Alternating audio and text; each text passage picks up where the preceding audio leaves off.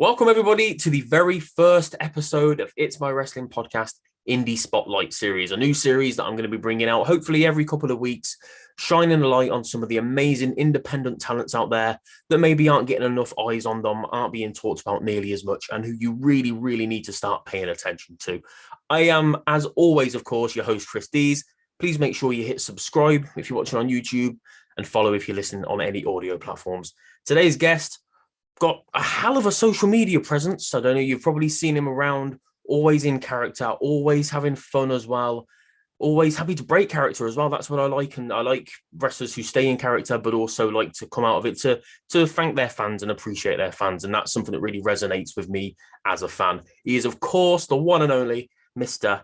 Greywolf, Raventhorne. Greywolf, man, thank you for joining me for this first ever episode. How's it going? It's going well. It's an absolute honor to be your first guest to have on your podcast. So thank you. I appreciate that very much.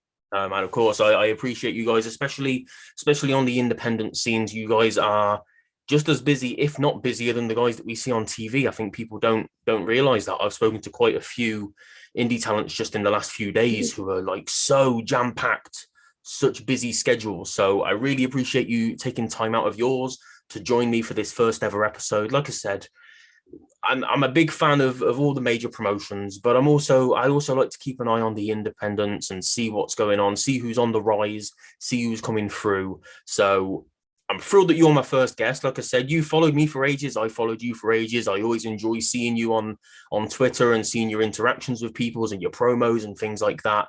I want to start off. I don't want to ask you the same old question that everybody always asks, like, how did you get into wrestling? Who are your favorite wrestlers? Anything like that.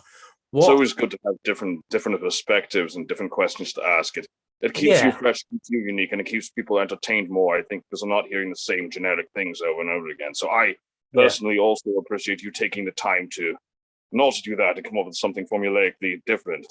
Yeah, man, absolutely.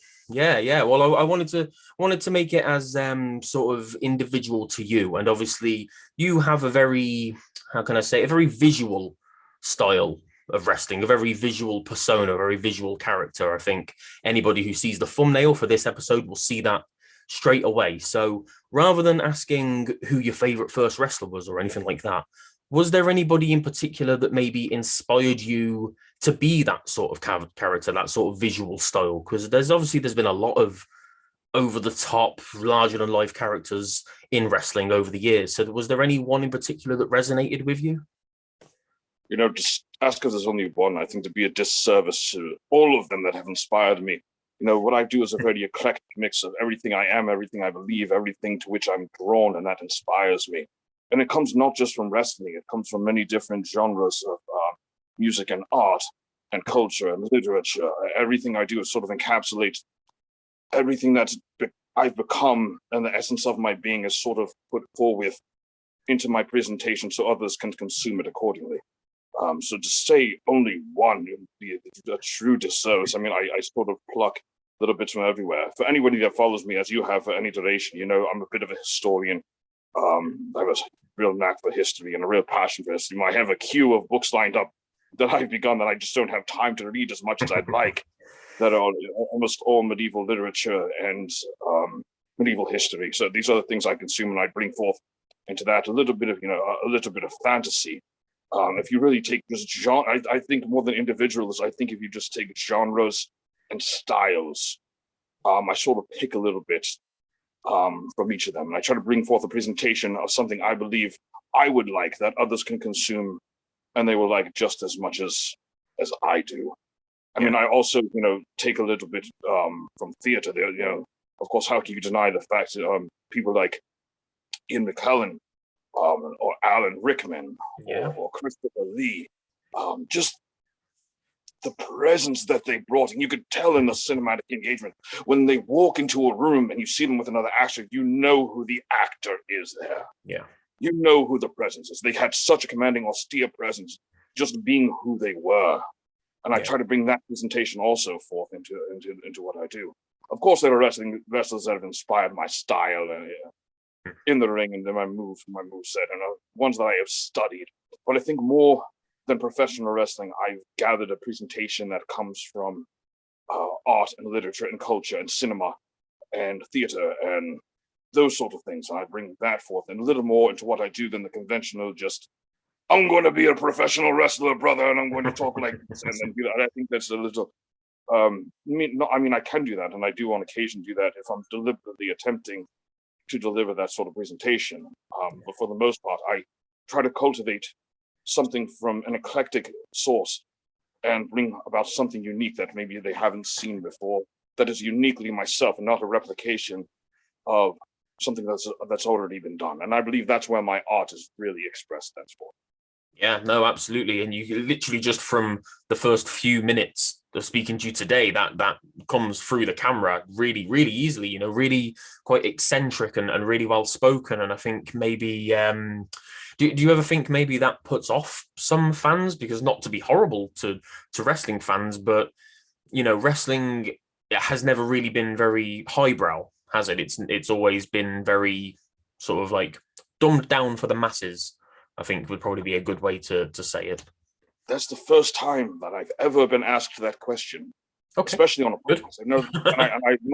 I love the fact that you're asking that to me, because this is something that I, through trial and error, have experimented with. You know, I've read all of the classics, for most of the classic literature, from Milton to Shakespeare to Canterbury. I've read the entire Canterbury Tales in verse, not the translation to prose, as most is often taught, but the actual middling Canterbury Tales in verse. So I'm very well versed in the nuance and the expression of the English language. And what I found years ago is I would delineate things in such a profound and elegant way that it would often be misinterpreted or misunderstood or just not easily assimilated and processed by the mainstream. And I'd realize that the engagement I'd get on those things was very, very low, even though they were composed in a Shakespearean way, also, or even maybe in a way that Poe might compose his literature. And I found that I couldn't dumb it down too much. I don't want to say dumb it down because it's a really bad way to put it. Yeah, I don't want to know what you mean. Because not everybody's going to understand everything somebody does. For example, if something was in another language, it would take me a great while to translate and engage in it myself. So I reeled it back a little bit, and I sort of find what works, a really keen middle ground between just shouting in capital letters some three-word sentences. But I took it down from what you might consider the Shakespearean prose that I would at times often put forth. So I sort of found the middle ground there, and I find what works, and I try not to go too extreme on one end or the other, but I find the more common way of expressing yourself is really fundamentally, it gets more engagement and people can relate to it a little bit more. So I wanted what I have to be relatable to people. I want people to be able to read it and not say, oh, I need to look up that word, or I don't understand that, or what is he talking about, because I don't know. Some things I leave a little more esoteric and a little more eccentric and a little more metaphorical and open to interpretation. Sometimes I'll do that also deliberately. That's also a matter of putting forth creative license. And it's, if I'm doing that, there's a reason for it, and I want to make you think. And this is all mechanically deliberate. And it's through so much trial and error over the years that I kind of find a style that works in a way where people can absorb what I'm trying to relate without it being too lofty, but not being too base, where people are just going to overlook it and say, oh, this is just another professional wrestling idiot. Let me tell you something, brother, if that makes any sense at all. Yeah, no, completely. And that resonates through social media, because like I said, when I had the idea for doing this series, and I'm not just saying this because you've joined me today, you were one of the first people that stuck out for me, because you're memorable. You know, you do something a bit different, something that I've been watching wrestling for just under 30 years, probably about 28 or 29 years, something like that. And there haven't been too many intellectual or well-spoken, or like I said, highbrow, those sort of characters. So even if I was to just see something you've posted once a week or once a fortnight or something like that, it sticks with me. So I know it's probably a different kind of engagement, but I've still engaged well with what you're doing because it is different, so it sticks in the mind. So, and that's also very deliberate. If I see somebody's doing something a little too similar. I'm not one to emulate, I'm one to create. They say, you know, good artists create, great artists steal. Maybe I'm just a good artist. I don't know. Because I like to be different, and I like to be I like to be the curator of something new that somebody's never seen before. And I've had it where, I'm not going to say, but you mainstream people have taken things I've done and used it on television. And they say, oh, you remind me of, such and such. I'm not going to say whom. I've received it. No. They took that from me. But what I do, because I'm the artist, they have to steal. I can always create. I have thousands of ideas that come to me, you know, daily. Too many to recall, too many to write down. I'm always creating, always coming up with something new or something different, and I always have ideas. And if my partner, Warwolf Creed, is watching, he's the first to know. I'll say, I have an idea, and his always response is, oh God. Because he knows that some of the things I come up with are off the wall. Some of my best ideas, I think, are the ones that I've never brought to fruition because they're too bizarre, too eccentric, and too much. A little bit more, or they're too silly. For example, this is the first time I'm ever going to put this out there. This is just a sampling of some of the ideas I get on a daily basis. This is multiple times a day I have things like this. And I don't know why I'm sharing this with you, perhaps because I'm so honored that you have me as your first guest. But I was thinking, what if you had a faction called the Baker's Dozen? And there are 13 of them. And the main one, the leading person, his name is Baker. And you go around from promotion, causing mischief, causing mayhem. You all dress the same. You all dress in Baker's outfits, all with a little fake mustache on. But all the Bakers look ridiculously different from each other. One from the other. You know, we have a tall one and maybe a midget one, and then, you know, a pair of twins that are Bakers, and they all look. They're all dressed in identically the same thing, and they assault people with things like bags of flour and pies and cakes. And this is just one of the many ideas that I've told him before, and he's just looked at me and shakes his head and buries his face in his palm.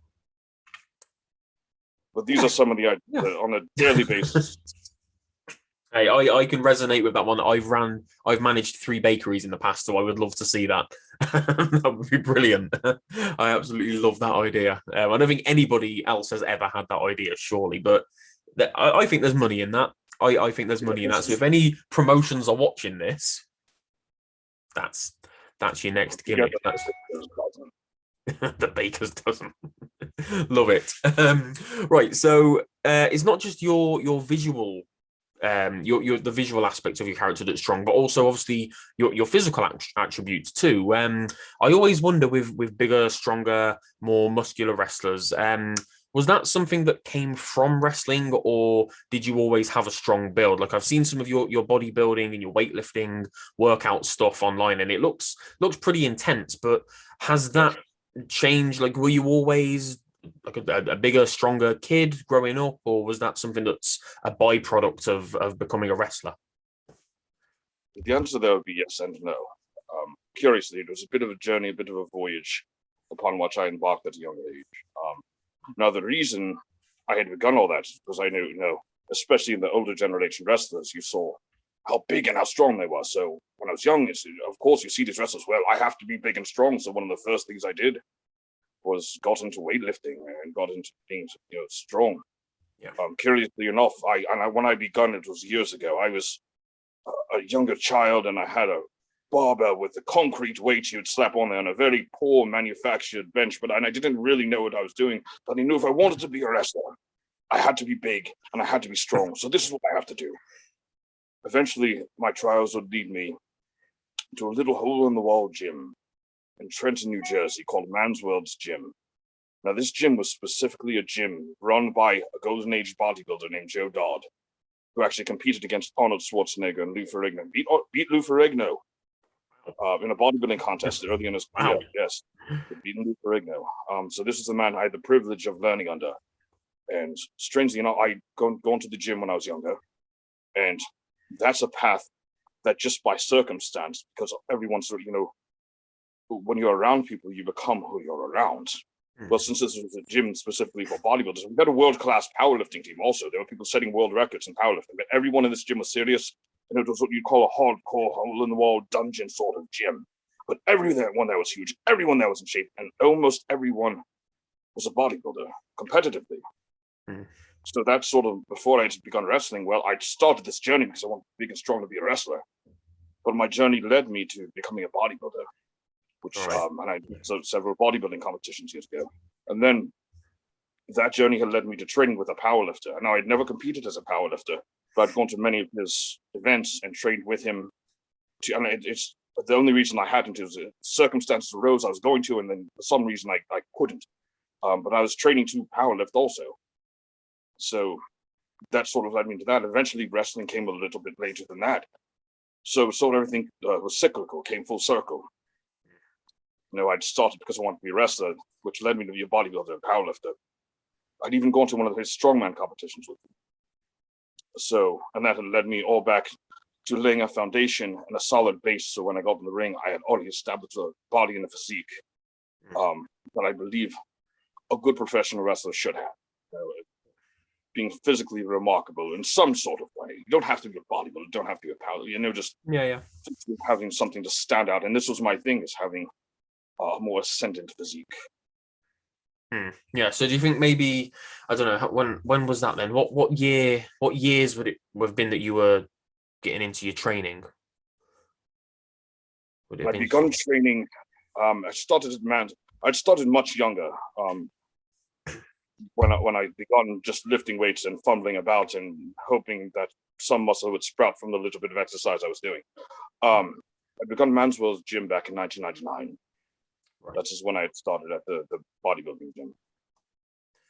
So yeah, I'm just trying to think. That's probably around about the time that the big men, the big muscular, those powerlifter sort of wrestlers were sort of being phased out almost a little bit at that time, weren't they? Especially in the major promotions like WWE, because you started to have the smaller guys like Chris Benoit, Eddie Guerrero, people like that starting to break into the main event scene. So do you think that maybe you came into wrestling at the wrong time? Maybe if obviously you can't help when you were born, obviously, but maybe 10, 15 years before that, would you have had more of a chance at maybe breaking through because of your size and your build?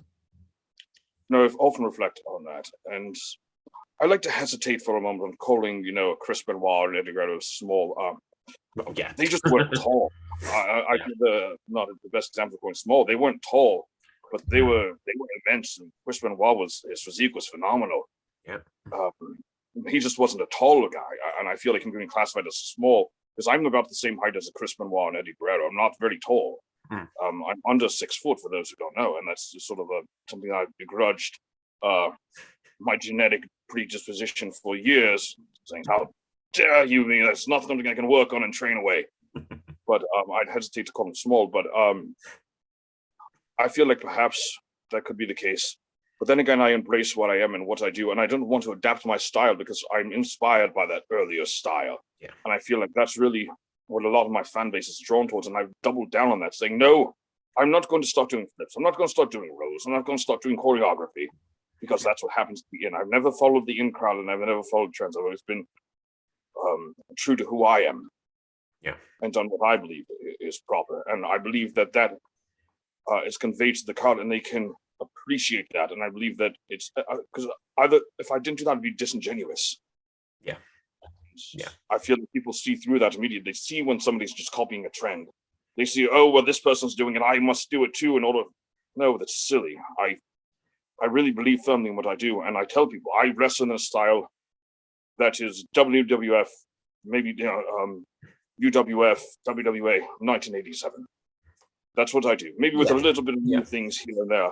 A little as far as my physical wrestling style, it mirrors those from that era, because that's what I enjoy and that's what I want to relay to people. And I believe that in me not conforming to the modern trends, not conforming to everything everyone else is doing, I feel that also makes me stand out in a way, and it makes me more pure for who I am. But do I think I've reflected on? Maybe I would have. It's perchance possible, because I train in a way that they've trained. I wrestle a style that they have wrestled, but perhaps not, because at the time, Vince McMahon didn't want anyone under 6'1" or 6'2".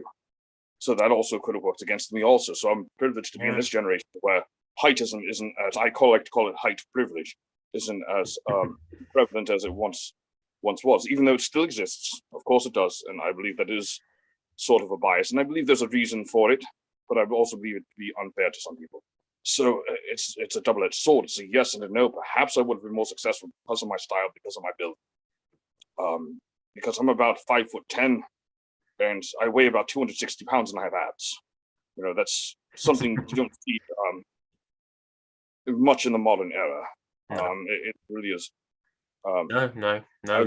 You're right though. I completely agree. With there is no point just following the crowd anymore, because these days. Sorry to keep using WWE as an example, but it's just the first thing that comes to mind. There are so many guys there trying to break through and get to the top of the card and the top of the roster, but they're all so similar. And that's why they can't stand out. They can't get that push. They can't get that break. On the independents, they're probably more likely to get that break, but there are so many people just throwing super kicks left, right, and center and doing spot fest matches, and they all just blend into one eventually, and they don't stand out. Yes, well, there's a reason for that also. They're being trained by corporate. They're not giving any freedom. That's a whole different subject. I'm not sure I want to touch on, because there's too many toes that are too sensitive to step on. That I prefer not to trump on. I think formulaically they've gotten away from what worked for them in the past, and I feel like everything's so scripted. Now, I'm not a fan. I don't really watch. I try to keep abreast as to what my friends are doing, because I have many friends that work for them. You know, Damian Priest, someone I came up in the business with. He was my first real match was Damian Priest years ago. Matt Riddle, you know, is a friend of mine. Across Impact and across Ring of Honor and across WWE and now AEW, I have many friends that work there. And you know, the ones that are happiest and getting the most over are the ones who have the greatest creative freedom, because it's not scripted for them. You can tell, and this is an exercise I do with students that I work with. I call it the menu exercise.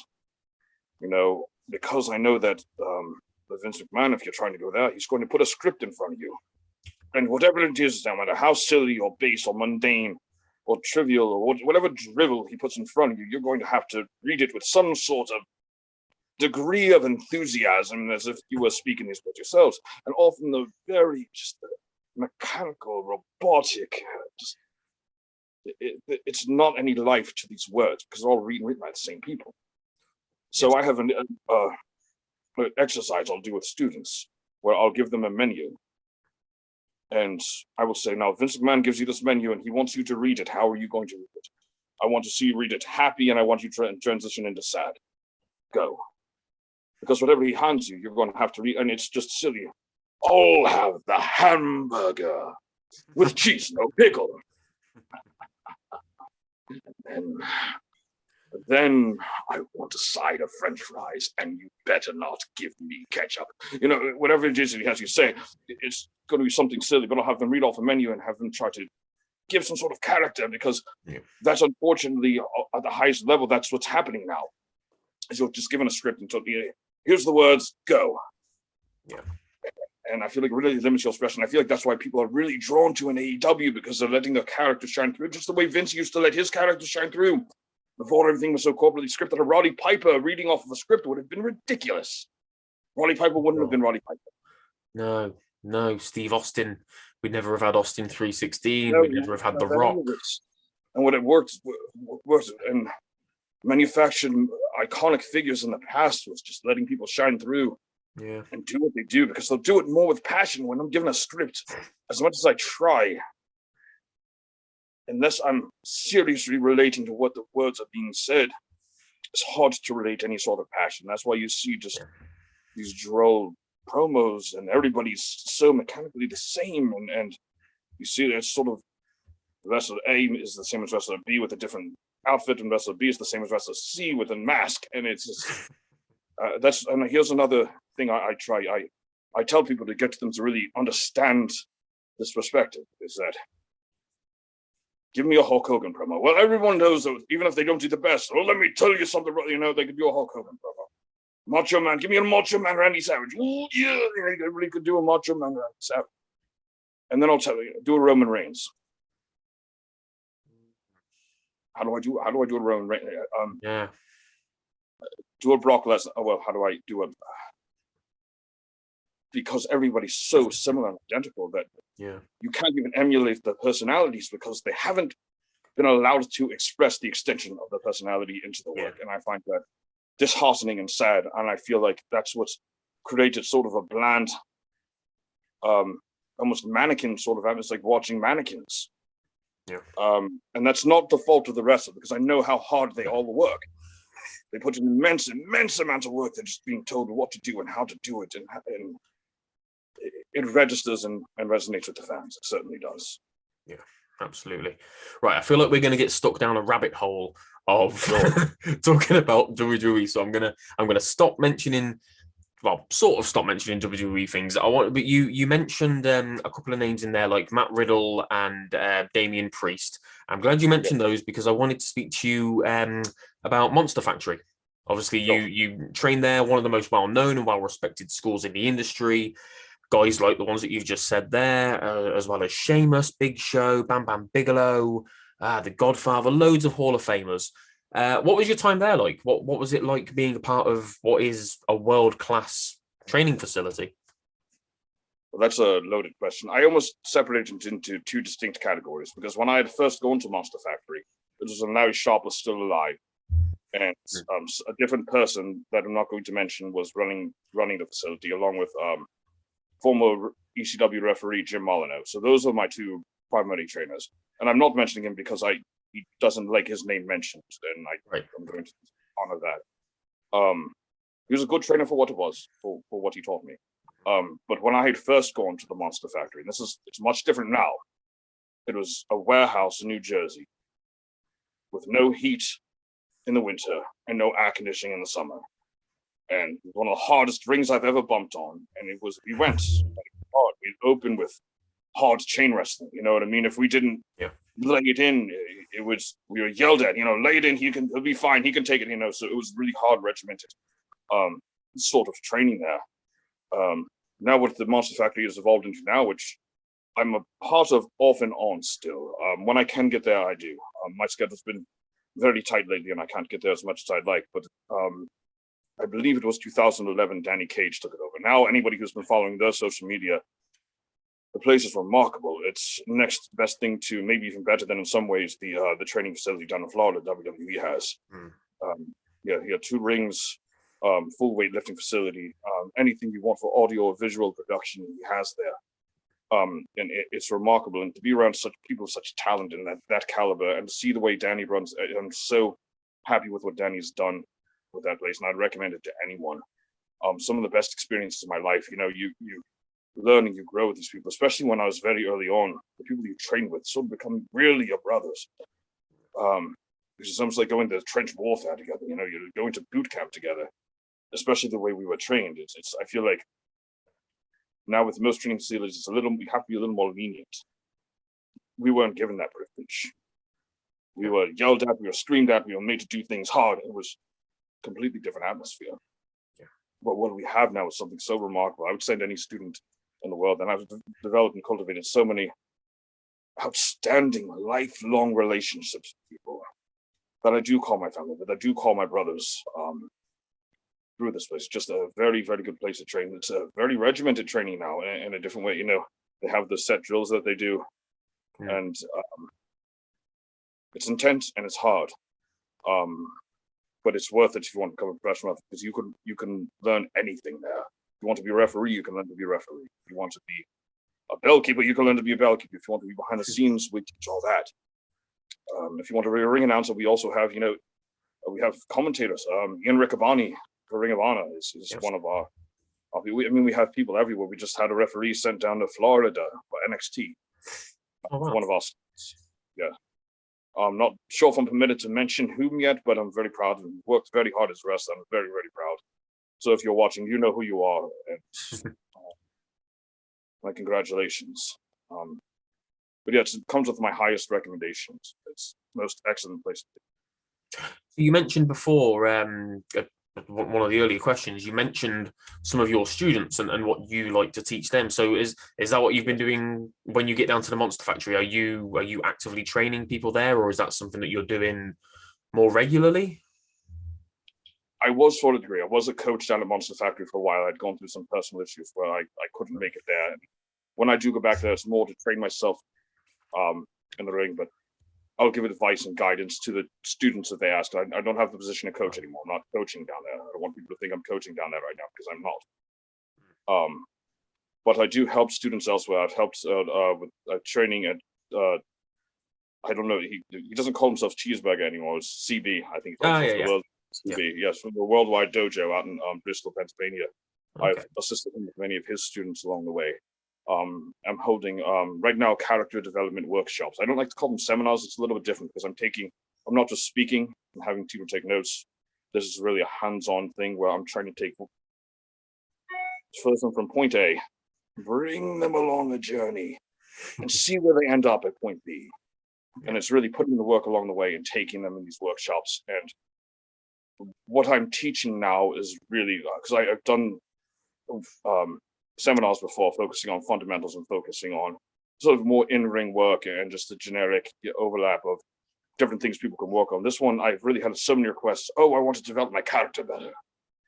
So I eventually doubled down and I said, sure, I'll start doing characters. This one is really about the character development and how to infuse everything you do with character and bring out everything you do. And I have drills that accordingly I use to help enhance people's ability to do this. So that's one thing. So I am doing those here and there, and I offer guidance where I can. I'd like to be more actively involved in coaching again.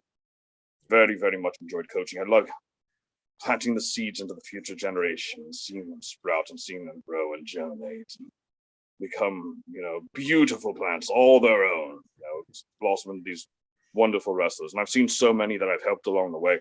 I've never taken one student and trained them from the ground up. I've always been a more supplemental coach.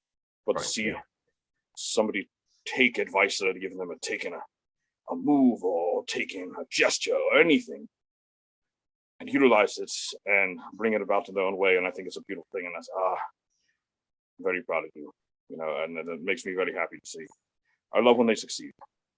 Yeah, absolutely. No, it's great to see that you're already giving back while you're still actively competing as well, because obviously it's normally something that you tend to do either towards the very end of your career or after. So it's beautiful to see, man. It really is that you're already sort of like imparting that wisdom and trying to help the next generation come through. It really is. I wanted to ask as well, I know we sort of touched upon the social media side of things earlier and how you've got a really strong social media presence, especially in terms of your followers, like your follow count as well, because you've got quite a healthy amount of followers. I think around 6,000 or 7,000. So for an independent talent, that's quite impressive. A lot of the indie talents that I've spoken to or seen are sort of down in the sort of the hundreds up to 1,000. So you've obviously built a really strong following and a really passionate following as well. How important to you, well, in fact, no, not just to you, because we've mentioned that.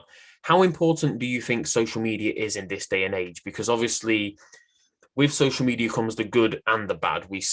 Sometimes we see too much. We see too much into a wrestler's personal lives. And sometimes that can affect how things play out on TV, but there are a lot of people who obviously struggle to separate the wrestler from the person. You know what I mean? And it sort of, I don't know how I can word this without insulting people, but I'm trying really hard. Some people get a bit too obsessed with wrestlers, don't they? They feel like they know them. So how do you feel about social media and the part that it's played, especially in the last few years? I think that's a multifaceted question. First, do I think it's important? I think it's not only important, I think it's imperative. Existing in today's cultural dynamic without it would be, I feel, nigh next to impossible. Everyone is under such scrutiny now. Everybody sees everything, and I believe having that platform gives wrestlers, especially the ones that don't have a corporately financed backing to begin with, a platform to speak and express their art. And I think that's a beautiful, beautiful thing. And if you're not utilizing that in some way, I feel you're a fool. Why would you not?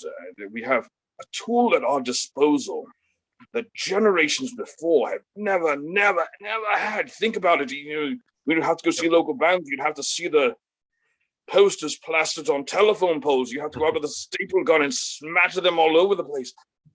And tell your friends to tell your friends to tell their friends, slipping people notes, putting CDs in people's locker, anything you'd have to do. Now you click a button. It's there. You've spared yourself all the exhausting legwork that we had to do in previous generations. And so I think it's such a remarkable tool to utilize.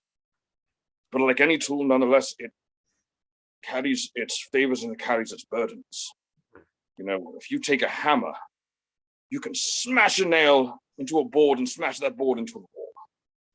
And you just utilize that tool effectively. But for any carpenter, ask them what happens when that hammer strikes your thumb.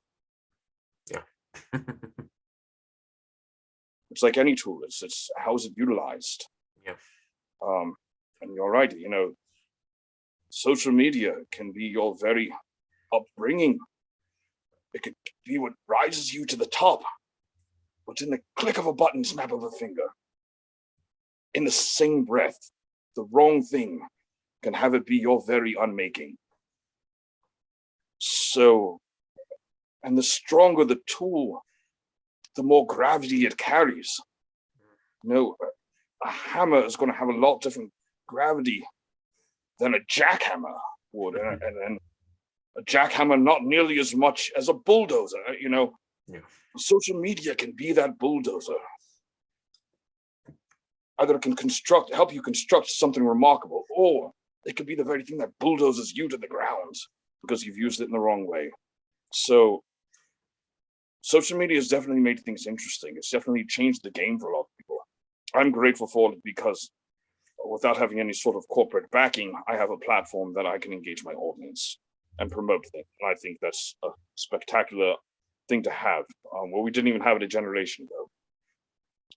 Yep. But by the same token, everything you do is under scrutiny, and you have the banter back and forth of people communicating and saying both the good and the bad, and you have to tread with caution now, so much more caution than before. Because one wrong word, one wrong action, and you'll no longer have a social media because no one will want to speak. You just have to be careful. Yeah, absolutely. Yeah, we've seen careers ruined, and like you say, we've also seen careers catapulted. Because off the top of my head, I can think of people like Zack Ryder, somebody like that who really used that platform to get noticed, to make the higher ups within the company notice them. He did things on YouTube when he wasn't being utilized by the company, and then boom, all of a sudden he was on TV every week. He was a champion. So yeah, you're absolutely spot on. It can do so much good, but you are constantly under the eye of Big Brother. Now everybody is watching. Every fan is watching, even if they don't like you. They're watching to see you slip up so that they can scrutinize and try and ruin a career. That's unfortunately the day and age that we live in. People are always trying to. Certain people are always trying to bring others down, and social media, unfortunately, is a great tool for those people. So. Yes, absolutely a double-edged sword. Right, I've got to ask you something that we spoke about a few days ago privately when we were setting this up. Talk to me about hot sauce, because this surprised me. This is an exciting one for you. Everyone listening now, just take a moment. I'm going to give you a brief pause after I say this. I want you to type in so you remember #snack season. All right, take a moment. I'm going to repeat it now, just for anyone listening. Write it down. You have a moment here. #snack season. Do it on Twitter. And it's going to bring you to somebody who's been a friend of mine for years, who his name's Rich Steve. And he's been in wrestling for many, many years. And now, the past 2 years, he's been making his own hot sauce brands. And I've had the opportunity to sample some of these hot sauces. Some of them are mild sauces. He has all different sorts of flavors, and all of them with a theme. And I'm very, very proud of what he's doing. And you'll be able to get Bam Sullivan hot sauces, or Effie Liv's hot sauces, or I think a Rebecca Payne hot sauce is coming up. There's so many, I'm not remembering, but there's so many ones themed after wrestlers, as well as I think he also has a Weekend at Bernie's hot sauce themed after the notable movie. So, but in here, now we're going to color wrestling, bro. Now let's get a little dark. This is what I was hoping for. Your taste buds will burn in a way they've never been burned before. For on December 10th, Snack Season presents Greywolf Raventhorne's Blood of the Fallen, his hottest sauce to bear. Can you handle the challenge? So there. Very nice. Very nice. Sometimes some people will call that a promo. I call it a cheap plug. But it's by no means a cheap plug, because I stand with the utmost confidence behind his hot sauces, and I do. The one that is going to be coming out for me, I've spoken with him many, many times, and we've really gone over the sort of details behind this sauce, and we've agreed if we really want to capture who I am in this sauce, it's got to be his hottest one yet. I believe he's going to be using Carolina Reapers for this hot sauce. Okay. So this one isn't going to be for the light of hot. This is going to be a challenge at his table, because he sets up his table with hot sauces at conventions. We might have a Greywolf challenge that if you can handle this hot sauce, we give a prize. Who knows? But this is going to be one not for the weak of heart. Even if you just want to buy it as a collector's item, or one with which you can torment your unsuspecting friends. That could be fun. That's not going to be for me. The hottest curry that I have is a chicken tikka masala. So it's going to be much, much more. Not for me. Not for me. I might check it out. My wife loves hot sauce. I normally buy it all the time. I might check it out, but I won't be going anywhere near that. I'm sorry. Well, that's sort of the idea. Is sort of, you really have to have a lot of guts to try the Greywolf hot sauce. That's just sort of the idea.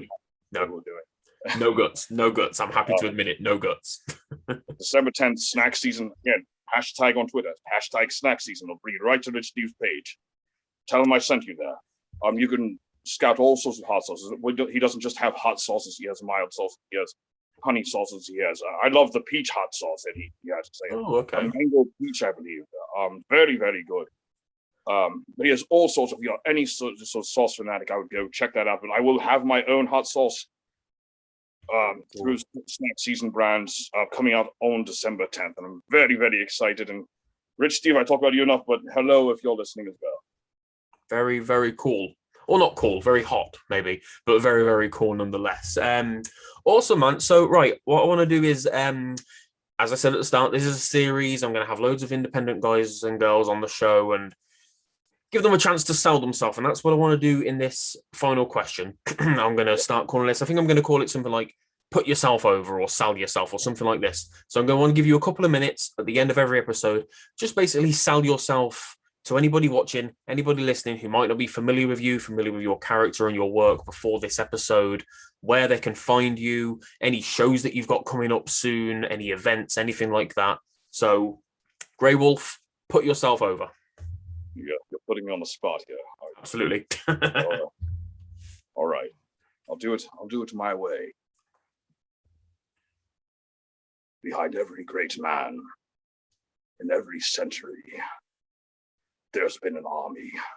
No one has risen to greatness without a force of power behind them. And in this force of power, you must have one person at the helm. You must have one who wields the sword up high and stands upon the precipice of the mountainside, looking down into the battle before him. He raises that sword at the front of the army to the heavens, and with a bellowing war cry screams, "Yeah! Charge! I am that leader. Join me. Become one of my army. Get on my back, behind me, on the quest. We shall go on. We shall destroy all in our path. For I am Greywolf. And with my army behind me, we shall ride into immortality. My brothers and sisters, let us go into the night. Charge! Now, if you liked any of that, you can follow me at Greywolf or at TLW_Greywolf on Twitter. And if not, well, I'm sorry, but you're just going to be another one in the way of our sword, and likely your head will be on the tip of a pike. You might be boiled in a pot of hot oil. I'm not going to say we have cannibals in our ranks, but then again, I'm not going to lie and say we don't.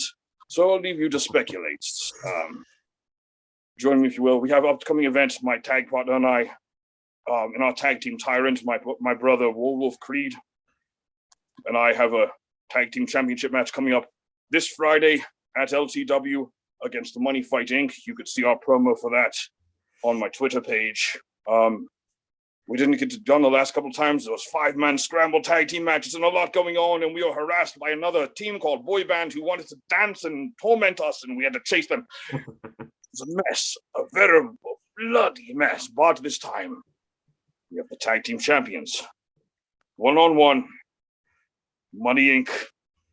against Tyrants. We are showing no quarter. We are showing no mercy. We're coming for gold, and we're coming for skulls. Be there. There we go. Doesn't get much better than that. That's exactly what I was hoping for, man. Brilliant. I feel like I want to go and have a fight now. I feel really inspired to just go out and hurt something. Just don't hurt yourself in the process. No, that's why I'm not going to, because I probably would. Greywolf, man, it's been an absolute pleasure. I am so happy that you were my first guest on the Indie Spotlight series. I'm really looking forward to doing some more of these. Everything that you've mentioned as well, all the shows, all that kind of thing, and Snack Season, I'm going to put that all down in the description so that anybody can just click away and go straight to those pages, those channels, those mediums, whatever they need. Yeah. Guys, thank you for checking out this first ever episode of the Indie Spotlight series. Please make sure you subscribe. Please make sure you hit follow wherever you're watching or listening. Please make sure you check out Greywolf as well on social media. And I will love to see you next time on It's My Wrestling Podcast Indie Spotlight series. Be there or else.